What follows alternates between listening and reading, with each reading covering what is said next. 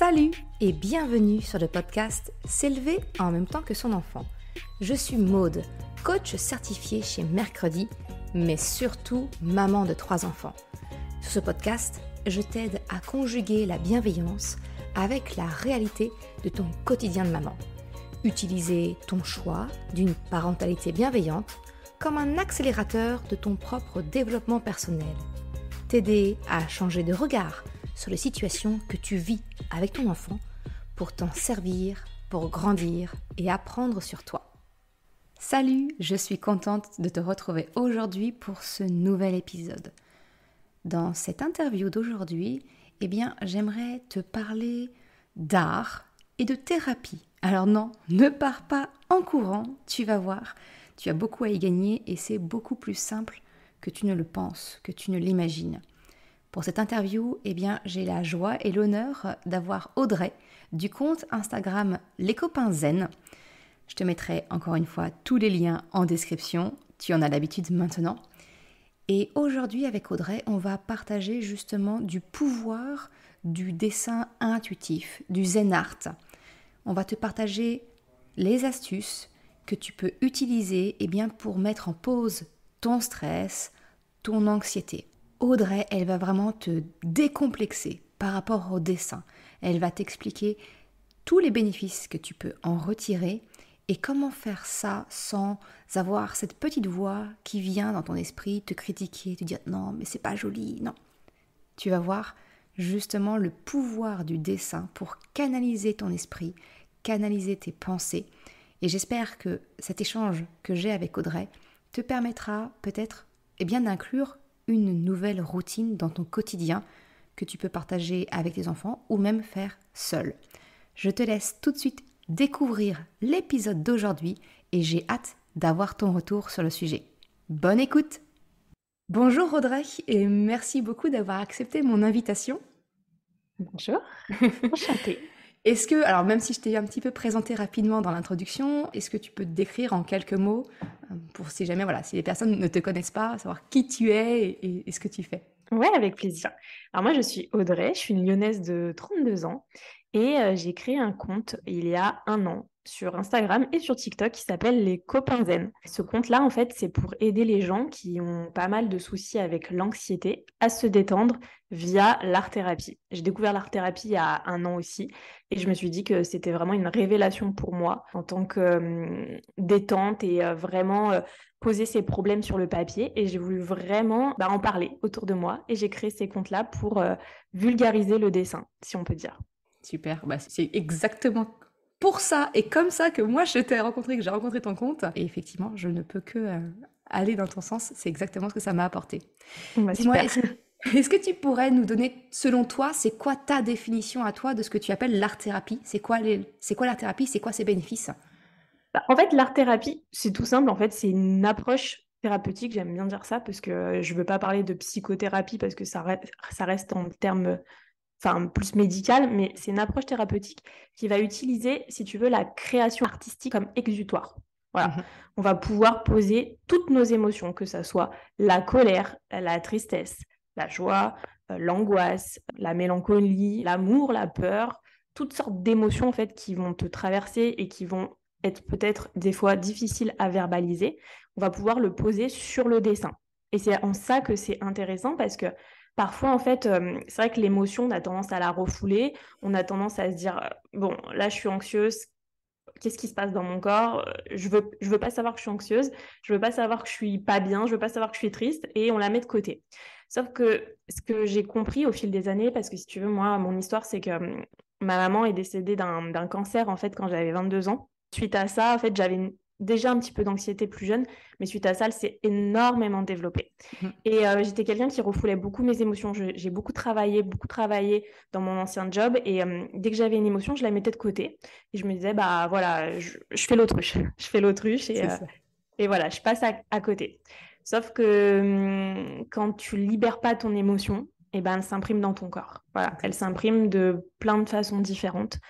Soit par une maladie, soit par un autre trouble. Et moi, si tu veux, c'est l'hypocondrie qui s'est développée suite à ça. Donc en fait, dès que j'avais quelque chose, j'avais l'impression d'avoir quelque chose de grave. Donc je pense que c'est suite au trauma que j'ai eu avec ma maman. parce qu'elle est partie très vite en plus. Donc j'ai développé l'hypocondrie. Du coup, je me suis dit, mais qu'est-ce qui pourrait m'aider? Donc j'ai fait plein de choses, hein. J'ai essayé plein de choses. J'ai essayé la psychothérapie, j'ai essayé la méditation, j'ai essayé le MDR. Je ne sais pas si tu connais, tu Oui, sais, c'est les mouvements oculaires qui tout à te fait. font faire. J'ai essayé l'hypnose. Enfin, j'ai essayé plein de sortes de choses. Et ça m'a aidé sur le moment, mais à chaque fois, quand ça se passait, quand la crise d'angoisse arrivait, j'arrivais pas à mettre en exécution ce qu'on m'apprenait, tu vois, parce que on te dit qu'il faut respirer, on te dit qu'il faut focaliser ton attention sur autre chose, qu'il faut te réancrer dans le moment présent, etc.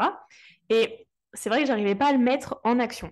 Bien sûr. Donc, du coup, c'était compliqué et c'est vrai que j'avais beaucoup de crises d'angoisse. Ça montait, les pensées s'enchaînent, tu sais comment ça se passe, une crise d'angoisse, tu penses à quelque chose, ton cerveau, tu le contrôles plus et une pensée en entraîne une autre, qui en entraîne une autre, qui en entraîne une autre et c'est un cercle infernal et la crise d'angoisse arrive. Donc, c'est très compliqué à vivre et tu vis plus. En fait, tu survis, entre guillemets, parce que ça t'empiète sur ton moral, sur ton bien-être, sur ton épanouissement personnel, professionnel, etc. Voilà, donc après, moi, si tu veux, j'ai toujours été, du coup, suite à ça, à la recherche justement de solutions.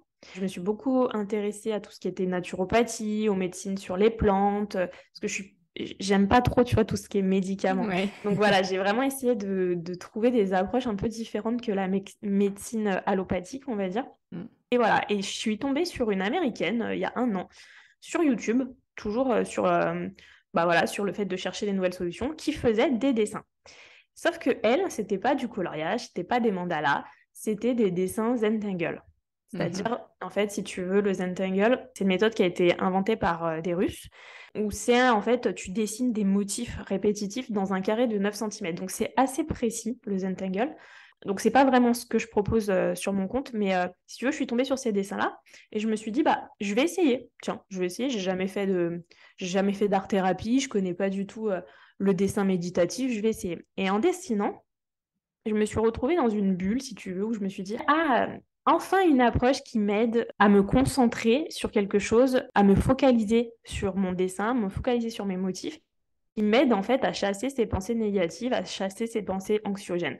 Et je me suis dit, je vais essayer d'en faire plus souvent, je vais essayer de faire appel à ma créativité que j'avais un petit peu mis de côté, même beaucoup, tu vois, parce que quand tu es enfant, tu es très créatif, tu joues avec la pâte à modeler, tu joues avec la peinture, tu mets tes mains dans la peinture, voilà, tu as des feutres, t'en mets de partout. Enfin, t'as pas de notion de beau, de pas beau, de parfait, d'imparfait. On se Tu pose pas de fais. limites. Ouais. Voilà, tu te poses pas de limites, t'as pas des pensées limitantes, tu fais juste. Et tu crées, quoi. Et c'est vrai qu'en grandissant, il y a tout ce côté qu'on apprend, hein, qu'il faut être parfait, qu'il faut que ça soit beau, qu'il faut que ça soit esthétique, qu'il faut que ça soit joli. Et donc, on se dit, moi, je sais pas dessiner, donc pourquoi je dessinerais, tu vois, surtout que on voit ce que c'est qu'un vrai dessinateur, entre guillemets, on voit ce qu'il est capable de faire, on se dit, moi, j'ai pas ce don-là pour le dessin, pourquoi je dessinerais? Donc, souvent, on met ça de côté, on met cette créativité de côté, puis on grandit comme ça. Sauf que cette créativité, elle est en nous et que ça fait du bien en fait d'aller la chercher et de la retrouver parce que en fait, si tu veux, ça nous permet de nous recentrer et de nous reconnecter, tu vois. Je me suis vraiment reconnectée parce qu'en fait, tu t'écoutes quand tu crées. C'est limite ton âme qui crée, c'est pas toi, tu vois. En fonction des couleurs que tu vas choisir, en fonction des traits que tu vas faire, en fonction des motifs, tu vas réussir en fait parfois à mettre sur papier ce que tu as du mal à dire ou à ressentir. Voilà. Et tout simplement, c'est très libérateur, c'est très salvateur. Et ça m'a beaucoup aidé. Et suite à ça, si tu veux, je me suis dit, mais pourquoi c'est pas démocratisé en France? Pourquoi Mhm. est-ce qu'on n'en parle pas? Pourquoi on voit toujours la même chose? Pourquoi en Amérique, tu sais, je me dis toujours que les Américains, ils ont 10 ans d'avance. En Amérique, c'est très connu, tu vois, c'est très très connu. Et je me suis dit, pourquoi pas montrer ça sur les réseaux? Enfin, tu vois, j'ai rien à perdre. Moi, j'avais mon agence de communication. Je me suis dit, écoute, à côté de ça, je vais faire ça. Je vais montrer comment moi, je crée, comment moi, je m'aide à aller mieux, comment moi, j'essaie de gérer justement cette anxiété. Voilà, je vais le montrer au plus grand nombre de personnes possible. Et donc, j'ai commencé sur TikTok et Instagram. Et bah écoute, ça a plu parce que mon compte a bien décollé. Ah bah, c'est le moins qu'on puisse dire, j'ai envie de te dire. Je Ouais, crois que ouais, tu ouais. as dépassé la barre des 150 000 Ouais, je suis abonnés. bientôt à 160 000 abonnés sur Instagram et 340 000 sur TikTok, donc Ouais, c'est cool. pour des comptes qui ont moins d'un an. Ouais, bah, j'ai commencé en février, 8 février 2022, tu vois. Ah, bah Donc, donc au moment où on enregistre, on est quasiment à l'anniversaire. exactement. Ouais, c'est ça, on est quasiment à l'anniversaire. Mais tu vois, j'ai pas du tout fait ça pour avoir. Enfin, de base, j'ai pas fait ça pour réussir, entre guillemets, sur les réseaux. J'ai fait ça pour vulgariser le dessin et pour montrer justement que on est tous capables de retrouver notre créativité originelle. Voilà, Mm. tout simplement. Voilà. Partager en fait ce qui t'a été utile à toi et Ouais, de le proposer, voilà, pour que si d'autres personnes, et il y en a, c'est alors ça. ça c'est certain qu'il y en a. Moi la première, hein, parce que j'ai suivi ton Ouais. compte, je te dis, voilà, vraiment dans la foulée.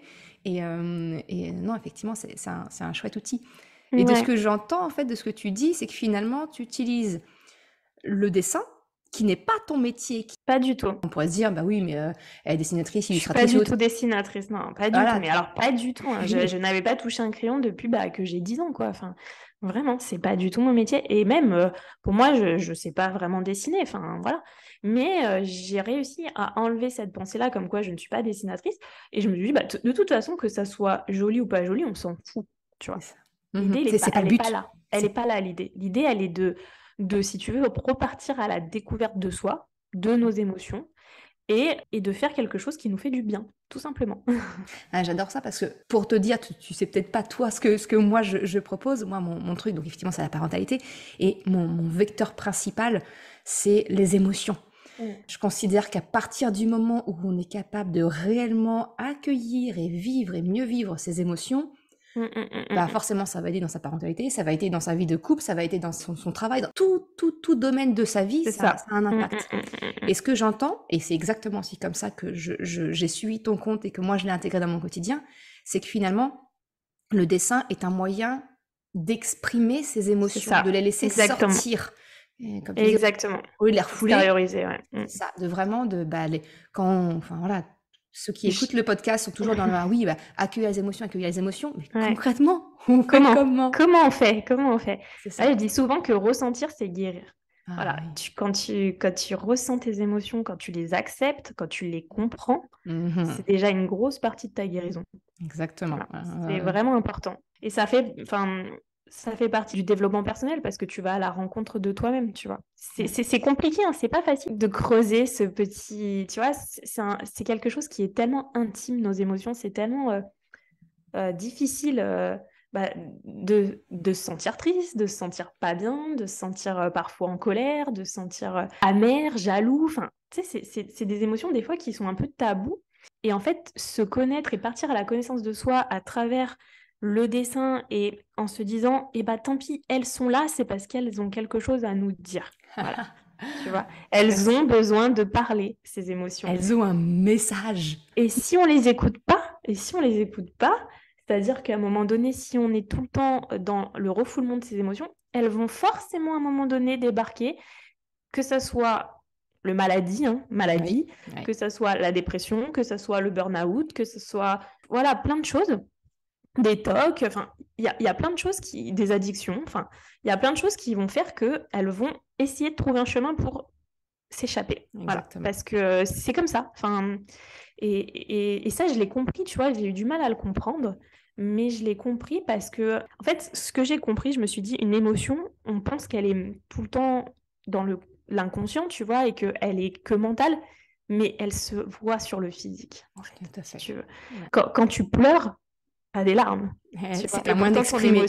ton émotion, c'est la tristesse, mais tu pleures avec des larmes, c'est physique, tu vois. C'est ça. Donc, j'avais du mal, tu sais, les médecins, souvent, ils font le rapprochement en mode oui, mais t'es stressé, donc c'est pour ça que t'as ça. Oui, mais je disais toujours non, en fait, j'ai ce problème-là physique, mais c'est pas parce que je suis stressée. Mais si, souvent, ça se relie, en fait. Le mental est tout le temps lié, C'est une traduction. tu Ouais. vois, c'est une traduction. Et c'est vrai que le comprendre aussi, ça, et l'accepter, je dis pas que tout est lié, hein, mais souvent, c'est lié. Et ben, ça a fait partie aussi de mon processus de guérison, tu vois. Mm. Parce que je me suis dit, ce que mes pensées, en fait, elles vont avoir un impact sur mon corps. Voilà. Bien sûr. Comment je vais me lever le matin, ça va avoir un impact de ma journée. Ce qu'on pense, on le devient généralement. Et voilà, je me suis dit, je vais essayer d'avoir des plus jolies pensées. Je vais essayer, si tu veux, d'être un petit peu plus optimiste dans mes Mhm. pensées pour avoir, si tu veux, un... Prendre la machine à l'envers finalement. Voilà, prendre la machine à l'envers Mm. et être dans le contrôle, mieux me maîtriser, quoi, tu vois. Mm. La loi d'attraction finalement, c'est Ouais, ouais, ouais, de... la loi de l'attraction. Après, c'est vrai que moi, tous ces termes, tu vois, j'ai l'impression que c'est un peu marketing. Et, euh, et Oui, voilà, ça fait vendre beaucoup de livres. Et tu sais, on peut culpabiliser des fois à se dire, ah ouais, mais moi, j'arrive pas à être optimiste. Il y a des jours où j'ai pas envie et tout. Mais c'est pas grave, tu vois, bah, tu c'est peux pas être tout clair. le jour optimiste. C'est OK, en fait. On C'est est OK d'accord. d'avoir des jours avec, c'est OK d'avoir des jours sans. Mais c'est juste que les jours sans, il faut pas qu'ils aient trop d'impact sur les, tu vois, sur la possibilité d'avoir des jours avec après, tu vois. C'est Il ça. faut essayer de te dire que tes jours sans, ils sont là pour aussi des raisons. Et c'est comme ça. Et c'est OK. Et le lendemain, ça ira mieux, tu vois. J'essaie vraiment d'avoir cet état d'esprit pour m'aider au quotidien à me décharger mentalement parce que sinon, tu vis plus, en fait. Tu vois, t'as trop de choses à gérer au quotidien et ça s'entasse, ça s'entasse, ça s'entasse, ça s'entasse dans ton sac à dos. Et à un moment donné, le sac à dos, il est trop lourd, tu vois. Il est trop Exactement. lourd, tu as envie de jeter des pierres, tu vois, mais tu sais pas par où commencer. Et le dessin m'a aidé justement à alléger mon sac à dos, tu vois. À libérer tout Prendre ça, cette- voilà. Si je peux C'est prendre cette métaphore, ouais. et je te rejoins complètement parce que c'est effectivement le bénéfice que moi j'ai vécu, que je ressens et que je recherche encore maintenant aujourd'hui. C'est vraiment ce côté, ça canalise l'esprit. Quand dans la tête, des C'est fois, ça. j'ai l'impression, des fois, j'aimerais pouvoir, tu sais, débrancher ma tête, dire, Ouais, mais arrête de complètement. tourner en boucle comme ça. Complètement. Et en fait, quand je dessine et ça n'a ni queue ni tête, et je te rejoins sur ce que tu disais par rapport au fait que c'est une forme de reconnexion à notre intuition finalement, parce que je C'est ne ça. réfléchis pas. Tiens, Intuition je vais prendre, créative. c'est ça, telle couleur, ça va, ça se marie ensemble. Non, Mm, punaise, je mm. prends celui vers lequel mon œil m'attire, paf, je prends, je fais.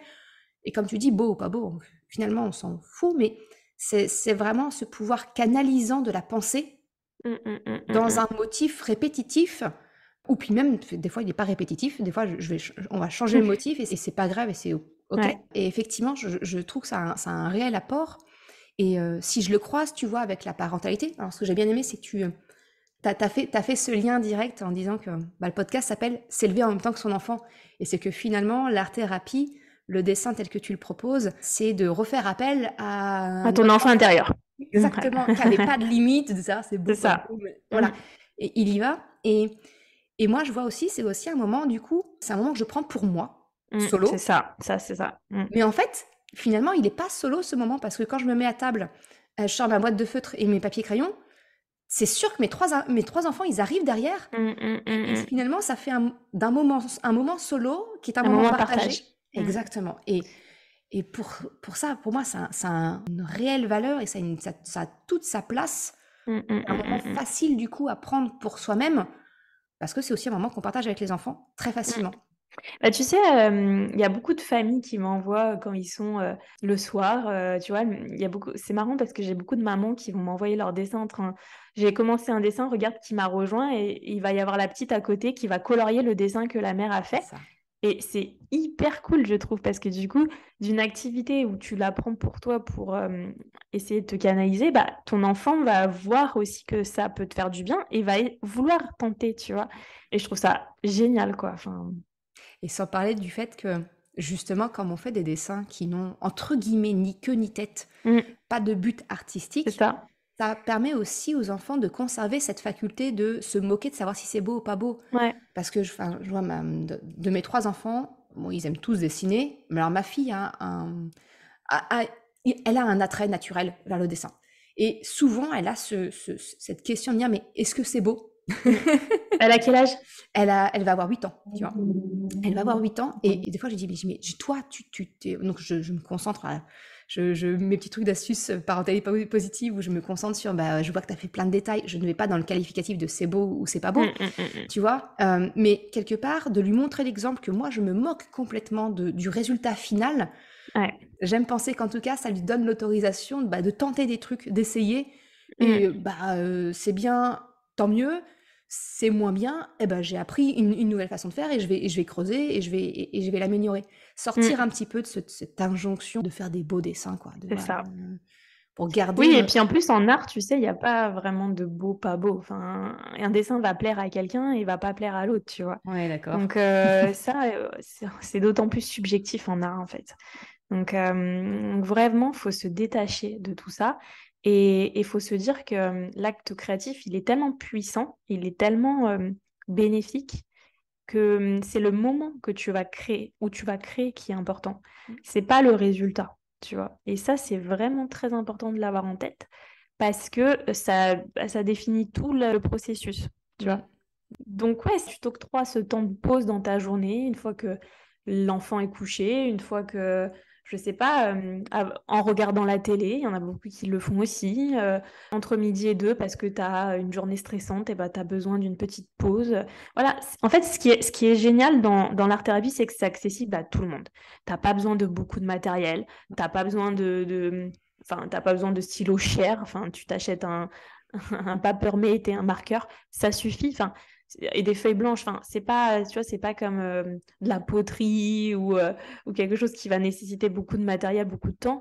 Là, c'est vraiment accessible. Même sur un post-it, tu peux le faire, tu vois, enfin, au boulot. Donc, tu as besoin de rien. Voilà. Bah, Et comme tu le... ça, c'est top. Excuse-moi, mais oui, du coup, exactement comme tu le dis, en fait, c'est Mm. même quelque chose qu'on fait tous sans s'en Ouais, rendre compte. c'est ça. Qui n'a jamais griffonné pendant une réunion ou un coup de fil ou Tout le autre? monde. Tout le monde. Là, les doodles, enfin, tout le monde C'est fait ça. ça. Mais Et tu sais pourquoi ça? C'est parce que, en fait, quand tu dessines, souvent quand tu es dans une réunion ou quoi, tu dessines souvent soit des losanges, soit, tu sais, des trucs qui sont, ou des fleurs, ou des trucs. Mais c'est pas des trucs vraiment, tu vois, très, enfin, comment dire? c'est pas des motifs C'est pas des recherchés. motifs recherchés, voilà. Et c'est souvent, en fait, pour rester concentré que tu fais ça, en fait. Ouais. Parce que ton cerveau, il est concentré sur la même tâche et en même temps, il écoute, tu vois. Mais c'est un outil de concentration, souvent, dans ce cas-là de Mhm. figure.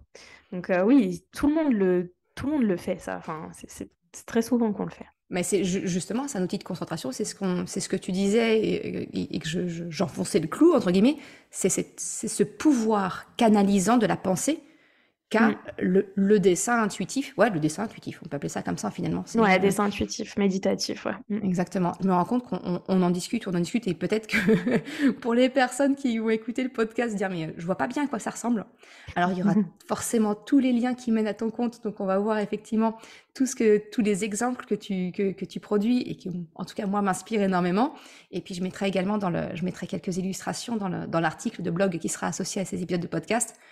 Et finalement, Complètement. c'est ça, c'est juste de la répétition des traits. Ouais, enfin après j'ai plein de motifs différents parce que tu vois, il y a plein de patterns qui existent en Zen Art. Du coup, on appelle ça Zen Art avec ma communauté. Parce D'accord. qu'on s'est fait taper sur les doigts sur le Zentangle parce que comme je te disais, c'est très précis.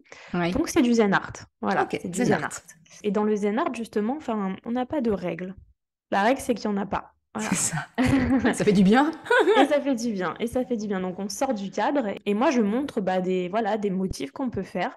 Parce que l'idée aussi c'est, des fois tu sais, tu as peur de la page blanche. Donc moi l'idée c'est juste de leur mettre des modèles à disposition qui sont simples et réalisables par tous. Ils n'ont pas besoin, encore une fois, d'être dessinateurs. Et voilà, et après ils sont contents, ils font leur modèle, ils font leur dessin. Généralement ça fait bizarrement des jolis dessins, Ouais. vraiment, parce que c'est des modèles hum, qui font des jolies formes à la fin, en fait, tu vois. C'est des patterns qui sont sympas à travailler. Et puis après, tu peux colorier, après tu peux découper, après tu peux le déchirer, après tu en fais ce que tu veux de ton dessin, en fait. Ouais. Il t'appartient.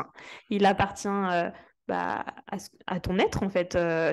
En fait, si tu veux, c'est vraiment une reconnexion vraiment très intense à soi-même. C'est bizarre de dire ça parce que tu dis, bah, c'est que du dessin.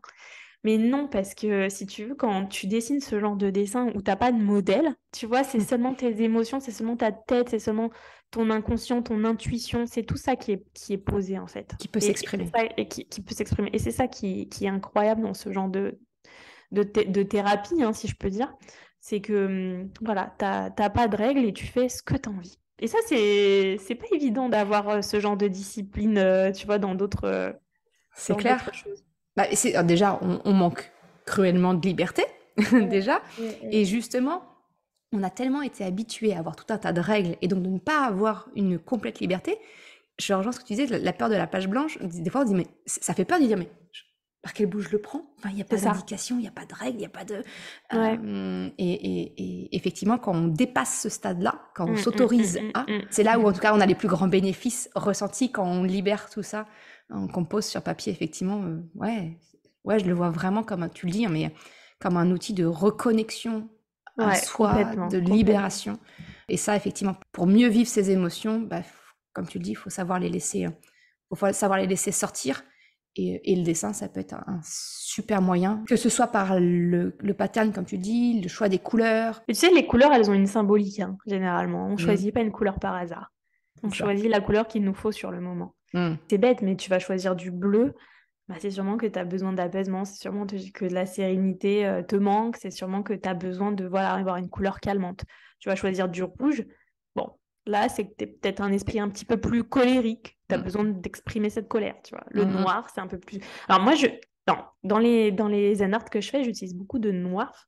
Pourquoi? Parce que justement, je veux laisser libre cours à l'imagination des gens pour qu'ils utilisent la couleur qu'ils veulent. Donc le noir, pour moi, c'est le plus neutre. Chaque personne, souvent, me dit, mais on est obligé de faire noir. Non, on fait la couleur qu'on a envie et qu'on ressent sur le moment. Donc, tu mm. peux faire vert, tu peux faire jaune, tu peux faire violet, tu peux faire ce que tu veux. Et c'est vrai que la symbolique des couleurs, pareil, la colorimétrie, c'est aussi une thérapie, tu vois. Il y en a beaucoup qui l'utilisent pour aller mieux. Et le choix des couleurs, il n'est pas anodin. Il est pas si anodin. Il n'est pas anodin. On ne sait pas spécialement pourquoi est-ce qu'on va vers cette Mm. couleur-là, mais comme Ouais. tu disais, effectivement, il y a quelque chose qui nous y conduit. Ouais. Mais si tu tapes symbolique des couleurs sur Google, tu as plein d'articles qui expliquent chaque couleur, bah, sur quoi ça renvoie en fait. Tu vois? Tout à fait. Parce que chaque couleur a vraiment des propriétés et des bienfaits. Donc c'est intéressant de voir ça aussi à la fin de ton dessin si tu as envie d'analyser un petit peu ce que tu as fait, quoi. Ouais, super. Bah, écoute, merci beaucoup Audrey pour cet échange. Bah, je t'en prie, c'était un réel plaisir. J'espère que ça aura donné en tout cas envie à d'autres parents de tenter le zen art, de tenter la libération de ses émotions aussi par le dessin. C'est souvent une technique qu'on entend dans les trucs et astuces de parentalité bienveillante, de faire dessiner la colère à son enfant. Ben ouais, mais ce serait peut-être quand même pas mal qu'en tant que parents, nous aussi, on puisse se l'approprier et Ouais, c'est clair. s'autoriser ce moyen pour accueillir et exprimer nos propres émotions, voilà, la petite hamster là, qui tourne dans sa roue dans notre tête, la libérer Ouais, un bah, arrêtez la roue, justement. Arrêtez la roue de l'hamster. C'est ça. Prends ton crayon, ta feuille Mais et tais-toi, tais-toi là. C'est vrai qu'on a toujours cette petite voix, tu vois, genre, et si c'était comme ça, et si j'avais fait ci, et si j'avais fait ça. Tu vois, enfin, c'est constant, sans c'est fin. constant, c'est constant, c'est constant, c'est constant. Et c'est vrai que c'est dur à l'enlever, cette voix, tu vois. Elle est ancrée en nous, cette voix, tu vois. C'est clair. Et t'en as qui arrivent à s'en détacher et qui vivent bien. T'en as d'autres, tu vois, comme moi, qui n'arrivent pas à s'en détacher. Et vraiment, je propose cet exercice, mais vraiment essayer même 10 minutes, un quart d'heure. Tu te mets une petite musique relaxante sur YouTube, tu te mets des bols tibétains, tu te mets une musique qui te ancre vraiment dans le moment et tu dessines. Et tu vas voir à quel point à la fin tu te sens mieux, apaisé, etc. C'est prouvé, tu vois, il y a plein d'études qui montrent les bienfaits de l'art-thérapie. Donc, alors aussi, j'ai un petit exercice, si on a Ah, vraiment vas-y. trop peur de la page blanche. Il y a deux exercices qui sont faits par des art thérapeutes.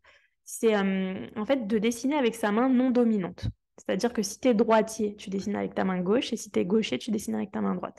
Et en fait, le fait de faire ça, au début, par exemple, si tu as peur de la page blanche, ça va te pousser en fait à faire des choses qui sont moches, parce que bon, c'est vraiment pas notre main qu'on préfère.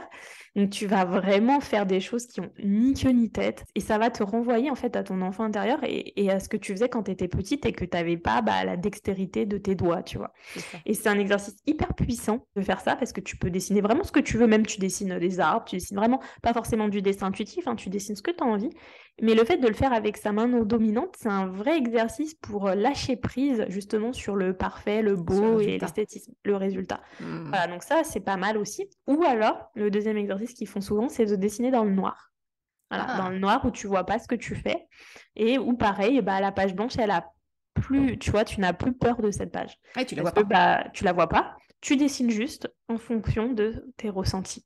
Donc c'est des exercices aussi qui sont très cool à mettre en place quand tu débutes et que tu as envie justement de te dire, allez, go, je m'y mets, je sais pas par où commencer, je commence par cet exercice et après je m'y mettrai pour, voilà, tu vois, Briser la glace, quoi.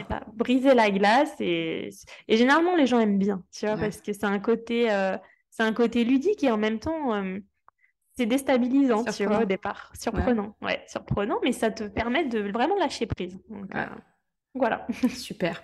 Tu vois, alors peut-être pour terminer, moi je vais te dire que mon rituel à moi, quand je retrouve mes enfants le soir, j'ai besoin d'un sas de décompression. J'ai pas très longtemps pour aller chercher mes enfants, je suis à côté, donc j'ai vraiment pas de sas de décompression. Et ça, j'en avais déjà fait un épisode de podcast. Et en fait, mon sas de décompression, c'est je vais chercher mes enfants, je lance le repas, et avant qu'on se mette au devoir, et on se prend ce temps, en fait, où on dessine les 5-10 minutes, peut-être plus quand on est pris dedans, et on dessine. Alors, je dessine et souvent ils me rejoignent, ou alors ils vont jouer à leur jeu, mais où ils me rejoignent.